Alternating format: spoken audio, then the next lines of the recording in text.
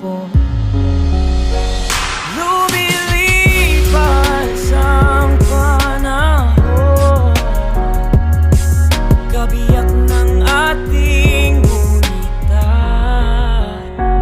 Ang mga puno't halaman, bakit kailangan lumisan? Pana-panahon ang pagkakataon, may babalik pa ang kahapon. Ngayon ikaw ay nabalik, katulad puri ng iyong pananabik, na makita ang lahat